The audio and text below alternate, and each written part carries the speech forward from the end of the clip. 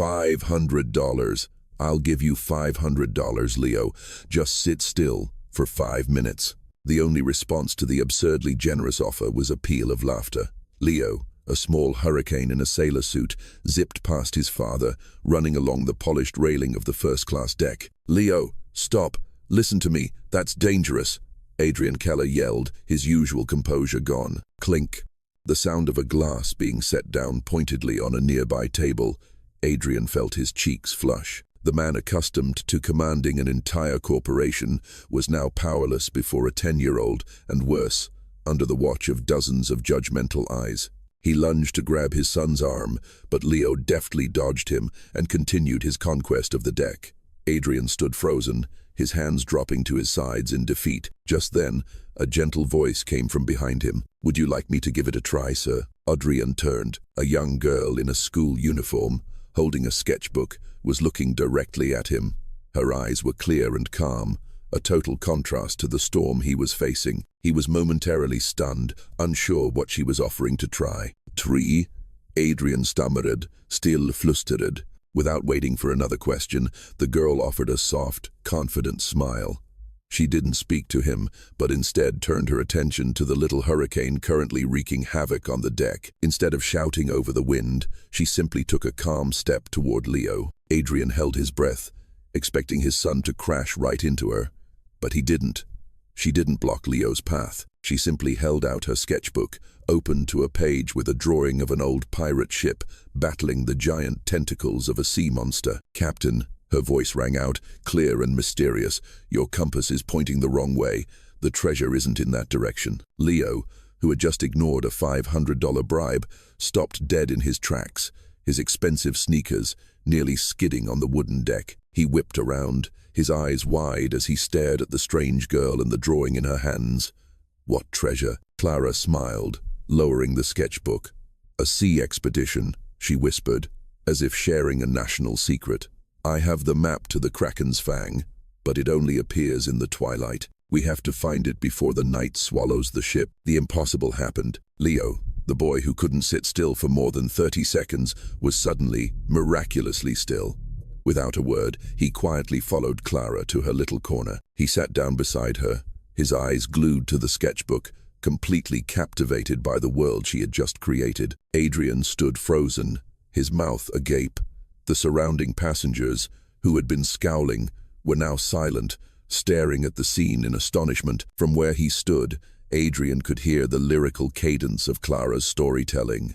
She wasn't just talking, she was painting an entire ocean with her words. "Look, that cloud isn't a cloud. It's the breath of the oldest humpback whale in the ocean. And the sound of the waves against the hull, that's the mermaids knocking, asking if we brought any shimmering seashells to trade for stars." Leo sat mesmerized, letting out an occasional wow of admiration. The storm had passed. The chaos had been replaced by an enchanting quiet. Adrian stared at the young girl in her simple uniform. She hadn't used money or threats. She had used only a pencil, an old notebook, and a phenomenal imagination to tame his unruly son. Nearly an hour later, as the sunset gave way to the first stars in the sky, Leo finally let out a big yawn, his head resting on Clara's shoulder. His eyes were heavy, but he still tried to focus on the page. The sea expedition seemed to have drained all the energy from the little captain. Adrian approached cautiously, his voice now full of sheepishness and sincere gratitude. I really don't know how to thank you.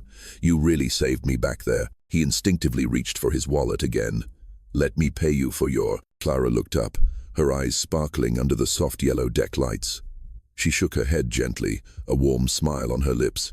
"There's no need, sir. I'm just happy Leo enjoyed the stories." Just then, Leo, in a sleepy haze, reached out and turned to another page in the sketchbook. He pointed, his voice drowsy.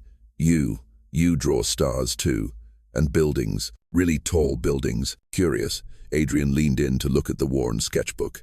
He was stunned. What he saw were no longer childish fantasies of sea monsters and pirate ships. Before him were intricate architectural sketches, with lines so impeccably straight and precise they were breathtaking. A building with a dome that mimicked the Pleiades constellation, suspension bridges as delicate as the Milky Way, and detailed notes on light angles, materials, and structural integrity. Flipping to another page, he was even more amazed. There were pages of celestial observations, with planetary orbits carefully drawn and constellations meticulously labeled in both Italian and ancient Greek. This wasn't the work of a teenager doodling for fun. This was the work of a true talent, a mind that was both wonderfully imaginative and rigorously structured. "My God," Adrian breathed, his voice filled with awe. "These aren't ordinary drawings." Clara seemed a bit shy, gently smoothing the frayed edge of the paper. "It's my passion." She paused for a moment before continuing, her tone becoming more formal. "Actually, I'm on my way to Athens to participate in the International Young Architects competition." Adrian's head snapped up, his eyes wide with admiration. "An international competition?" "Yes," Clara nodded. "The grand prize is a full scholarship to the Florence Academy of Art. It's my dream." She glanced down at the luxurious ship gliding through the night, and her voice grew quiet. "The travel expenses were actually covered by donations from my neighborhood back in Italy. Everyone pitched in a little, just so I could have this chance." Adrian settled Leo, who was now fast asleep, comfortably on a nearby lounge chair and draped a light blanket over him. He returned to Clara with 2 mugs of hot chocolate he had ordered from an attendant. He handed one to her. "Here, drink this. It'll warm you up," he said. His voice completely changed, all the earlier tension gone. He sat across from her, keeping a respectful distance. "Your architectural drawings, they incorporate so many elements of the stars and the sea. That's not just a coincidence, is it?" Clara accepted the mug, the warmth seeping into her palms. "No, sir, it's not," she replied, her gaze fixed on the silver moon hanging over the black expanse of the sea. "To me, the greatest architecture must be in harmony with the universe. It has to know where and when to welcome the sunlight, and it must know how to look at the stars." She pointed to a bright dot in the distance. "That's the North Star. Sailors use it to find their way. If you know how to read the stars, you'll never be lost." She spoke of ocean currents, of how ancient ships navigated coastlines by observing the constellations, all with a depth of knowledge and passion that made it seem as if she'd spent her entire life at sea. Adrian listened, increasingly captivated. "Your knowledge, it goes far beyond what you'd read in a book. You speak like a true mariner." The smile on Clara's lips vanished. She looked down at the hot chocolate in her hands, and the earlier excitement was replaced by a quiet, profound sadness. "My father," she began, her voice softening. "He was a sailor." The word was hung in the night air. Adrian could feel the weight of it. He didn't press, just waited in silence. "He was lost at sea many years ago," Clara continued. Her voice didn't tremble, but Adrian could see the deep-seated pain in her clear eyes. His ship was caught in a massive storm. They never found anything. A silence fell between them. The sound of the waves lapping against the hull seemed to grow more poignant. "I'm so sorry," Adrian said softly, and his words were entirely sincere. "Your mother. She must be incredibly proud of you." Clara gave a slight shake of her head. A single tear welled in her eye, but she refused to let it fall. "My mother, she isn't well. She's very sick." She looked directly at Adrian, and for a moment, he no longer saw a 16-year-old girl, but a young woman forced to grow up too soon, shouldering burdens no one her age should have to bear. "It's why I have to win this scholarship, to take care of her.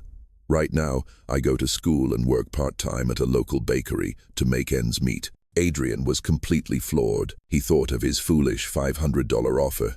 To him, that sum was just a number to solve an annoyance. To this girl, it could mean her mother's medicine or a month's worth of groceries. Adrian set his empty mug down, his heart heavy with the story he had just heard. He couldn't just let this go.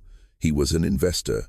His instinct was to see value and opportunity where others saw none. But this wasn't a business deal. This was far more personal. "Clara," he said, his voice serious, "you can't do all this alone. I want to help. Tuition, living expenses in Florence, your mother's medical bills. Just name a number." He pulled out an expensive fountain pen and his business card. "I can sponsor your entire education. Consider it an investment in your talent." This was how he solved problems, with money and influence. He was certain it was the best, most practical offer she could receive. But Clara shook her head firmly. "Thank you for your kindness, sir. I truly mean that," she said, and the sincerity in her voice made Adrian understand this wasn't a refusal born of pride. "But that scholarship, I want to earn it myself. It's a promise I made to my mother, and to my father, too. Adrian was surprised. He put the pen away. Then, what can I do to help? At least let me pay you for tonight. You helped me more than you know. Clara was silent for a long moment, her eyes gazing out at the dark sea, as if weighing something of immense importance. Finally, she turned back to face Adrian. Not money, she said slowly, but there is something. Something that perhaps only a man like you could help with. Go on, Adrian said immediately, without a moment's hesitation. My father. His name was Marco Moretti, Clara said, and it seemed as if saying the name itself took all her courage. He was a marine engineer. All I know is that the last ship he worked on belonged to a major international shipping company, maybe based in Switzerland or Germany. I've tried to search, but I'm just a kid. No one answers my emails. She took a deep breath. You're an international investor. You have connections. I'm not asking you to find him. That's probably impossible. I just want to know what really happened to that ship. An official report, an archive file, any information at all. So my mother and I can finally have some closure. Her plea wasn't for a material gift, but for a sliver of hope, a truth to soothe a wound that had festered for years. Adrian was deeply moved. He looked into the hopeful eyes of the 16-year-old girl shouldering the responsibility of an entire family. He saw in them the reflection of the father she had never stopped searching for, and the extraordinary talent being stifled by the weight of her life. Helping her was no longer a choice. It was something he had to do. He nodded, his voice firm and commanding, the same authority he used in the boardroom. Done. I promise you, Clara. I'll use every connection I have. I will find out what happened to your father, Marco Moretti. I won't forget that name. It wasn't just a promise. It was a pact, sealed not with ink, but with empathy and compassion on a ship in the middle of the night sea. The following days on the voyage to Athens turned into a strange, unspoken arrangement. On the surface, they looked like a small family on vacation. Adrian, no longer the irritable parent, now sat leisurely on the deck reading, occasionally looking up to smile at Leo, who was engrossed in learning to draw the constellations from Clara. The boy had been completely won over by his new big sister, but behind that peaceful facade, a secret investigation was proceeding at breakneck speed. Whenever he had a moment alone in his luxury suite, Adrian slipped back into his business persona. Discreet calls were made via satellite phone, and encrypted emails were sent to his most trusted network of private investigators in Europe. Name: Marco Moretti, marine engineer, Italian national. Went missing approximately 10 years ago, he commanded over the phone, his voice crisp and efficient. Combed through the records of all the major shipping corporations in Hamburg, Geneva, and Rotterdam. I want the name of the last vessel he served on and the official accident report. The information trickled in. First came the confirmation of Marco Moretti's name in the files of a massive Geneva-based shipping conglomerate. Then came the ship's name, Poseidon's Gambit. And finally, once their own ship had docked at Piraeus and they were settled in a luxury hotel in Athens, the decisive email arrived. Adrian opened it late at night, long after Leo was asleep. The official report was clear. 10 years ago, the Poseidon's Gambit had encountered a Category 5 hurricane off the coast of the Cyclades Islands. A distress signal was sent, but when rescue teams arrived, they found only the heavily damaged ship, adrift and abandoned. There was no sign of the crew. The report concluded with a single, chilling line that made Adrian hold his breath. The crew members are presumed missing, but were never officially confirmed as deceased. His heart pounded. Never officially confirmed as deceased. Those words didn't offer an ending. They opened a door to a sliver of hope, a hope that was both fragile and potentially agonizing. Meanwhile, Clara's journey ran parallel, though hers was anything but quiet. She spent most of her time perfecting her design for the competition. Her hotel room was littered with sketches and cardboard models. She explained her city on the waves concept to Leo, a coastal community that could generate its own power from the tides, complete with a public observatory looking out over the sea. But Adrian, with his keen eye, noticed that her mind was never fully present. Whenever she finished a complex architectural detail, her hands would pause, and her gaze would unconsciously drift toward the balcony, toward the vast Greek sea. Her burning artistic ambition was always split by a grief that had never faded, The sea, the endless source of her inspiration, was also the very thing that had taken her father from her. Adrian and Leo had become her temporary family, her only audience and support system in this foreign land. It was Clara who taught Adrian how to patiently listen to Leo's rambling stories. In turn, Adrian made sure she had everything she needed to prepare for the competition. But he kept the information he'd found a secret, feeling its immense weight on his shoulders. He knew he was holding a truth that could either give flight to Clara's dreams or shatter them at the last possible moment. The grand hall of the Athens Institute of Architecture fell silent, the only sound being Clara's clear, confident voice. She stood on the stage, caught in the spotlight, beside her intricate model of the city on the waves. Every eye in the room, from the prestigious panel of judges to the audience, was fixed on her. In the audience, Adrian sat bolt upright, with a strangely focused Leo beside him. He felt a swell of pride rise in his chest, as if Clara were his own. She wasn't just presenting with numbers and technical drawings, but with her whole soul. Each building isn't just designed to face the sea for the view, Clara explained, her hand gliding lightly over the model, but also to listen. To listen to the waves, the wind, the call of the ocean. It's about connection, not conquest. At that exact moment, the phone in Adrian's pocket buzzed furiously. He frowned, about to silence it. Nothing could be allowed to break this moment for Clara. But when he glanced at the screen, the name Hoffman, investigator, made him freeze. This was the man he'd hired, the best in the business. A call at this time could only mean one thing: urgent news. Trying not to make a sound, he slipped out of his row, whispering to Leo, "I'll be right back, son. Stay put." He stepped into the deserted hallway, feeling his own heart begin to race. He pressed the phone to his ear. "Hoffman, Mr. Keller." The voice on the other end was crisp and professional. "We have a breakthrough. This isn't a rumor. We've run a preliminary verification." Adrian held his breath. "Go on." "Thessaloniki, the port city to the north. There's an Italian man who's been living in the old harbor district for over a decade, doing odd jobs at the shipyards. The locals call him Marco the Forgotten because he suffers from amnesia after a sea accident he never speaks about." Adrian's head swam.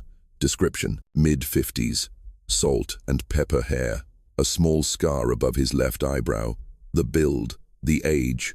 It's a perfect match for Marco Moretti's file. Adrian felt himself lean against the cool wall behind him for support.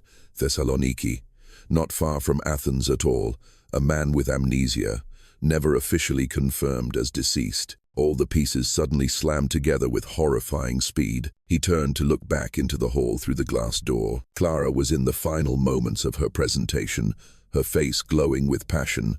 He could hear her voice drift out. "And so, the city on the waves is more than just a place to live. It is a place for hope." Her word, hope, struck him right in the heart. He looked down at the phone in his hand, then back at the girl shining on the stage. He was holding a truth with seismic power. He could tell her now, give her the greatest hope of her life, but it would almost certainly shatter the most important moment of her career. Or he could stay silent, let her achieve her dream. But every passing second would be another second he was hiding the truth. Adrian Keller's entire world shrank to this single, fateful choice: family or career, the past or the future. He had to decide, and he had to decide now. Adrian stood frozen in the hallway, the frantic pounding of his own heart louder than Clara's voice drifting from the hall. He thought of Leo, of his own powerlessness on the ship's deck, of how Clara had taught him that connection mattered more than money. He thought of his promise to her. To keep this secret, even for 10 more minutes, would be a betrayal. Family. It was what she had lost, what she was fighting to protect. It had to come first. He took a deep breath, pushed the door open, and walked swiftly down the side aisle, making no sound. Clara had just finished her main presentation and was preparing for the judges' Q&A. He positioned himself in the wings, where only she could see him clearly. He said nothing, simply looked directly into her eyes, his own gaze conveying all the urgency and meaning of the news he was about to deliver. Clara frowned slightly, sensing that something of immense importance was happening. One of the judges began the first question. "Miss Moretti, your concept of sustainability is quite impressive, but..." Just then, Adrian called her name softly, just loud enough for her to hear. "Clara." She turned her head. Their eyes met. He spoke, each word clear and deliberate. "We found him. Clara, we think. We found your father." Clara's world stopped spinning. The microphone on the lectern nearly slipped from her grasp. The entire hall, the judges, the architectural model, everything blurred. The only thing left was Adrian's voice echoing in her mind. "We've found your father." Tears began to stream down her face, uncontrollable. A strangled sob escaped her throat, amplified by the microphone, stunning the entire hall into silence. She raised a hand to cover her mouth as hot tears traced paths down her cheeks. 10 years of waiting, 10 years of flickering hope, 10 years of unanswered questions. All of it came crashing down in a single, overwhelming moment. But then, in the midst of her emotional storm, she looked down at her model of the city on the waves. The project she had poured her soul into, built from the memory of and love for her seafaring father. She suddenly realized this wasn't the time to fall apart. This was the time to turn all of that emotion into strength. Clara took a deep, shuddering breath and hastily wiped her tears away. She turned back to face the judges, her voice still trembling but now infused with a fierce conviction it hadn't possessed before. "Forgive me, ladies and gentlemen," she said, and the entire hall held its breath to listen. "You were asking about sustainability, but perhaps the most sustainable foundation for any structure is hope." She was no longer looking at her prepared notes. She was speaking from her heart. This design wasn't just created from numbers and materials. It was born from the afternoons I spent sitting at the harbor, watching the sea and wondering if a ship might one day bring my father home. It was created from the stars my father taught me to read, the same stars that guided him and that guided this design. Her emotion was no longer a weakness. It had become her greatest source of inspiration. Her speech was no longer a presentation, but a confession, a moving story of loss and faith. Architecture, to me, isn't about building walls. It's about building bridges. Bridges between people, between the past and the future, and sometimes a bridge to help find your way home. When she finished, the hall was silent for a beat, then erupted in thunderous applause. There was little need for deliberation. The head of the judging panel, a distinguished elderly architect, rose to his feet. He removed his glasses, his eyes full of profound respect. "Miss Moretti," he said, "today, we didn't just see an excellent design. We saw the great heart behind it. The grand prize of this year's International Young Architects Competition is awarded to you." Clara burst into tears again, but this time they were tears of pure, unadulterated joy. She had won. She had kept her promise to her mother, and most importantly, she was about to be reunited with the father she thought she had lost forever. It was a dual victory, a fateful moment where professional ambition and a family's longing had finally become one. The car ride from Athens to the port of Thessaloniki was shrouded in a tense silence. Clara sat in the back, her hands clutching the gleaming silver trophy, the prestigious award she had just won, but her mind was no longer there. It was racing ahead, to the harbor, to a man she was both desperate and terrified to see again. Leo sat beside her, sensing her anxiety, and gently placed his small hand on hers, a silent gesture of comfort. Adrian drove, his eyes on the road, but his mind was in the same place as theirs. He had arranged everything, but he knew that the most important part, the most human part, was completely beyond his control. Finally, the car rolled to a stop in the old port district. The salty air of the sea and the faint smell of diesel drifted on the wind. Amidst the weathered fishing boats and time-faded warehouses, a lone man stood with his back to them, looking out at the sea. His hair was as white as the sea foam. His frame was thin and weathered, his back slightly hunched, as if carrying the weight of a forgotten decade. Clara stepped out of the car, her legs threatening to give way beneath her. Adrian and Leo followed, keeping their distance. "Are you sure it's him?" Clara whispered, her voice cracking. Adrian simply gave a slow nod. As if sensing their presence, the man slowly turned around. Time and the sea had carved harsh lines onto his face, but when their eyes met, the world seemed to stop. It was those eyes, still the same warm, brown eyes, though now clouded with a haze of confusion and distant sorrow. Clara recognized them instantly. They were the eyes that had looked at her from old photographs, the eyes of the father she had drawn from memory 100 times over. She let the trophy fall from her hands. It landed softly in the dust, unnoticed. The man looked at her, his expression one of utter bewilderment. He didn't remember. His mind was a blank slate, but his heart, perhaps, was not. It was as if an invisible thread, long severed, was trying to reconnect. Clara moved forward, slowly, step by step, as if afraid any sudden movement would shatter the apparition before her. Tears began to fall again, but this time there were no sobs. "Papa," that single word, uttered as a whisper, carried the weight of 10 years of separation. The man froze. The name Clara seemed to surface from some deep ocean within his mind, a sound both foreign and achingly familiar. He didn't understand why, but his heart gave a sudden, painful lurch. Clara was standing before him now. She raised a trembling hand and gently touched the small scar above his eyebrow, the scar she still remembered from her childhood. And then she buried her face in his shoulder, her arms wrapping tightly around this man who was both a stranger and the most familiar person in the world. Her embrace held not just joy, but also the pain, the waiting, and the forgiveness for all the lost years. The man, after a moment of stunned hesitation, slowly wrapped his arms around her too, a paternal instinct he couldn't explain. From a distance, Adrian and Leo silently witnessed the wordless reunion. They weren't intruders. They were the ones who had built the bridge for this to happen. Adrian watched the father and daughter embrace on the windswept pier, and he realized that this was, by far, the most successful deal of his life. The story had come to a close. It ended not just with the victory of a prestigious architecture competition, but with a family reborn from loss and oblivion. It all began with a small act on a ship's deck, a young girl offering a hand to a helpless father, and that simple gesture had launched a fateful voyage, forever changing not just one life, but 3.